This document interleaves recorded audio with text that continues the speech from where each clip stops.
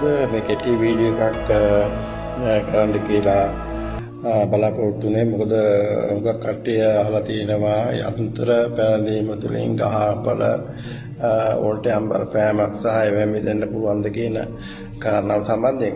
ඉතින් මුලින්ම කියන්න ඕනේ යන්ත්‍ර පැනදීම හරහා ඒ ග්‍රහපල වලින් සෑහෙන දුරට ආරක්ෂා වෙන්න පුළුවන්.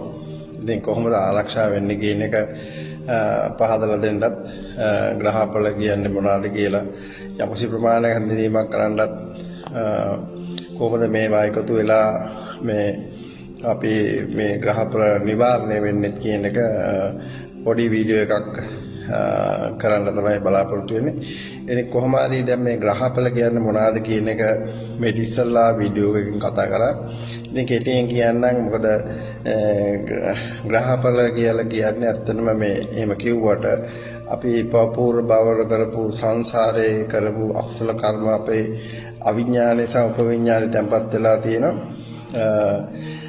ඒ තැන්පත් වෙලා තියෙන අකුසල කර්ම සම්බන්ධයෙන් අපල සම්බන්ධයෙන් කතා කරන්නේ අකුසල කර්ම සම්බන්ධයෙන් සමහර ග්‍රහ ෆ්‍රීකවන්සිස් සමහර ග්‍රහ කම්පන සංඛ්‍යාත ඒ කාලවල අපේ දැන් වලට ආවට පස්සේ අපි උත්පත්ති කේන්දරයට අනුව එවැනි සම්බන්ධ වෙලා තියෙන ශක්තියන් උත්තේජ කරන ලබනවා මේ ග්‍රහ සංඛ්‍යාත වලින්.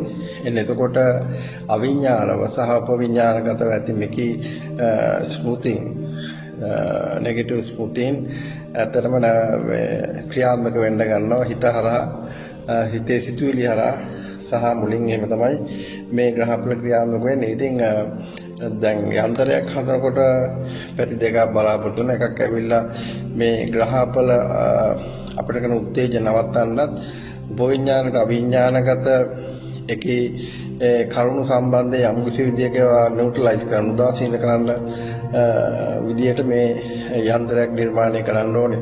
ඉතින් සෑම යන්ත්‍රයක්ම බලමු සෙන්තුරුට කතා කරන සරිමුතුන් යන්ත්‍රය, නීල මණ්ඩල යන්ත්‍රය, ඊට පස්සේ රහවුට නාගරික යන්ත්‍ර, මේ කුමන යන්ත්‍රයක් වුණත් ඒකේ ශක්තියක් තියෙන. ඒකේ ශක්තිය ෆ්‍රීකවන්සි එක තමයි වෙනස් වෙන්නේ මේකෙන් එක මන්ත්‍රවලදී.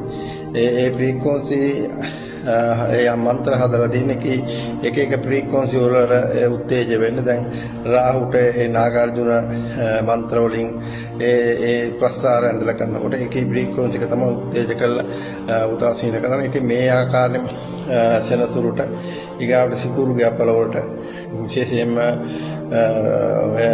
විවාහ සම්බන්ධ බාධක තියෙනවා නම් සිකුරු කුජ කියන ග්‍රහයන්ට අදාළකී මේ අසුබ තත්ත්වයන් මේ යන්ත්‍ර නිර්මාණය කරගන්න ඕනේ. මේ යන්ත්‍ර නිර්මාණය කරගන්න හොඳට දැනුවත් බුද්ධියක් තියෙන හොඳ භාවනාමය ශක්තියක් තියෙන අධ්‍යාත්මය දියුණු කරලා තියෙන අදුරෙන්ට කියලා මේක සකස් කරගන්න ඕනේ. මොකද දැන් මේක ව්‍යාපාරයක් වශයෙන් ගිහිල්ලා මේ යන්ත්‍ර ශාස්ත්‍රය දැන් පිළිබඳ විශ්වාසයෙන් බඳ වෙලා තියෙන නිසා හරියටම කරන අදුරෙක්ට කියලා මේ යන්ත්‍ර කරගන්න ඕනේ. මේ යන්ත්‍රය කරාට පස්සේ ඒ යන්ත්‍රයේ ශක්තිය මුගක් වෙලාවට තමයි දැනෙනවා.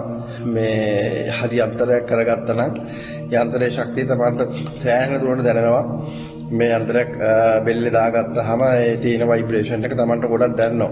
ඉතින් සමහරවල්ලාට දවස් දෙක තුන මේ යන්ත්‍රය දාපුවාම ඇඟට දැනෙනවා මේ ভাইබ්‍රේෂන් එක. ඊට පස්සේ තමයි හුරු වෙන්නේ.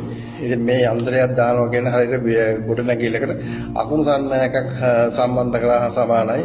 ඒකෙන් එන ශක්තියින් සුභ ශක්තියින් ග්‍රහ කපන ශක්තියින් එකෙන් ඈඩ් කරලා දාලා අපේ රැස්වලල්ල ආරක්ෂා කරනවා. රැස්වලල්ල කියන්නේ අපේ හිත රැස්වලල්ල පුරාම විසිරීලා තියෙනවා. ඉතින් ඒ ආරක්ෂාකේ රැස්වලල්ල අපල කාලවලදී පුළුවන් තරම් හැකිලෙනවා. ඒ කියන්නේ ඒක තුනී වෙනවා. එතකොට තමයි ඔය අපිට මේ කිරණ ගලන් සම්පූර්ණයෙන් අප දුරට ගලගන්නේ. ඉතින් රැස්වලල්ල කොහොමත් ප්‍රභාෂර වෙනකොට ඒකේ ඝනත්වය ඩෙන්සිටි එක වැඩි වෙනකොට මේ හුඟක් වෙලාවට මේ අපල තමට දැනෙන්නේ නැතුව යනවා. ඉතින් විශේෂයෙන්ම අන්තරහදනටත් වැඩි හුඟක් වටින්නේ භාවනා කරලා මේ රැස්වලල්ල බල කරගන්න පුළුවන්. ඉතින් භාවනා කරනවා නම් කවුරු හරි මේ යන්ත්‍ර කිසි දෙයක් අවශ්‍ය වෙන්නේ නැහැ. ඉතින් භාවනාවක් කරන්න අමාරු, ඒකට වෙලාවක් නැති, විශේෂයෙන්ම දැඩි ලෙස කාර්ය බහුල වෙලා තියෙන පුද්ගලයන්ට තමයි මේ යන්ත්‍ර හුඟක් වෙලාට අවශ්‍ය වෙන්නේ. විශේෂයෙන්ම ව්‍යාපාර වැඩිලා තියෙන ඒගොල්ලන්ගේ ආකර්ෂණ බලය වැඩි වෙන යන්ත්‍ර තියෙනවා. මේ යන්ත්‍ර හරියට බලලා උප්පත්ති වෙලාව බලලා සහ ඒ අදාළ ඒ පක්ෂය රජ කරන වෙලාවලට වන්දලා මේ යන්ත්‍ර හරියට තා බලකතුරු ජීවත් කරලා මේ පළල ගත්තාම ඒ ආකර්ෂණ බල ක්‍රියාත්මක වෙනවා. ඒ ආහට බලන්න පුළුවන්. ඒ වගේ කාර්යයක් මේ යන්ත්‍ර වලින් හරියට කරන යන්ත්‍ර වලින් වෙනවා. ඒ නිසා යන්ත්‍ර සාදා ගැනීමේදී හරියට යන්ත්‍රයක් හදාගත්තොත් තමන්ගේ කාර්යය සිද්ධ වෙනවා. ඉතින් කොච්චර වුණත් සමහර යන්ත්‍ර නෙමෙයි මොනවා දැම්මත් සමහර දැඩි අකුසල කර්ම පරාද ගන්න බැරි වෙන අවස්ථාවල් තියෙනවා. ඒක සමහර බුදු පියාණන් වහන්සේට සමහර කුසල කර්ම ඔය මුගලන් මහරහතන් වහන්සේ වගේ උන්වහන්සේගේ වගේ අකුසල කර්ම ඊටම පරාද ගන්න බැරි වුණා. ඉතින් එවැනි බලගතු කුසල කර්ම හැර තුරු සියලුම අපිට තියෙන අපල මග අර ගන්න පුළුවන් මේ යන්ත්‍ර භාවිතා කරලා. ඉතින් යන්ත්‍රය භාවිතා කරන්න ඉස්සෙල්ලා තමයි උපන් වෙලාව හරියටම මේ යන්ත්‍ර හදන දුරට දෙන්න ඕනේ. ඒ උපන් වෙලාවට අනුව තමයි ඒ ග්‍රහ දෘෂ්ටි අරම මේවා ගණන් හදලා කේන්දර බලලා මේ ඔක්කොමත් කරලා ඊට පස්සේ උපවිඥානමය ශක්තියින් බලලා ඒ පුද්ගලයාගේ තමයි මේ යන්ත්‍ර තීරණය කරන්න ඕනේ, නිර්මාණය කරන්න ඕනේ. ඉතින් එහෙනම් මේ කෙටි වීඩියෝ එකකින් හමුනේ මේ යන්ත්‍ර පිළිබඳ මේකේ යන්ත්‍රයකින් කරගන්න පුළුවන් කාර්ය සම්බන්ධයෙන් අපිට කරන්න පුළුවන් ගොඩක් ඒවා තියෙන නිසා.